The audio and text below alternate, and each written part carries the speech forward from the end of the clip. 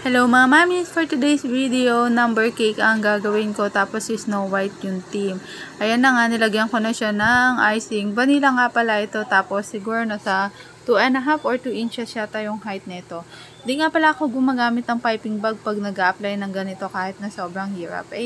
Parang mas bet ko kasi na mag-apply ng ganyan na gamit lang yung spatula, tapos saka mo siya papakinisan. Pag may piping bag kasi, kadalasan yan, parang feeling ko nag-create siya ng bubble, mas nahihirapan akong patagin or i-smooth, ganyan.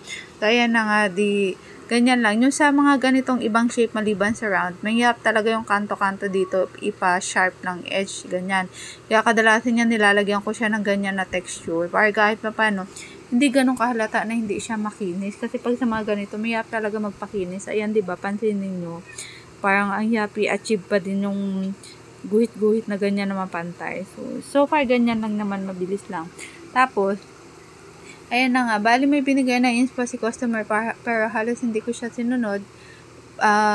Basta sinabi niya Snow White yung team. Sabi ko, sige, ako na bahala sa kulay. Kadalasan naman 3 color yun siya, na yellow, red, at saka blue. Sobrang vibrant nga nito, kaya sumakit yung mata ko dito habang ginagawa ko siya, diba? Kahit yan sa video, ang sakit sa mata. Tapos nga pala, ayan lang yung fondant nito. Tapos mga chocolate, nilagyan ko din yan siya. Chocolate na parang black na topper. Yung mga printed topper niyan, sa board ko lang talaga siya nilagay. Hindi ko siya talaga nilagay dyan sa ibabaw. Kasi nga, parang masyado ng overflow yung ibabaw niya, kung ilalagay ko pa. And design lang talaga sa gilid yan, mga Snow White at saka 7 Dwarf. Tapos yan yung mga apple. Hindi ko na pinakita yung kung paano gawin yan, kaya mabilis lang naman. Tapos ito na yung pinaka-final outcome niya, diba? Ang overloaded yung itsura niya. So, yun lang mga mami. Salamat sa inyo. Paalam. Ciao!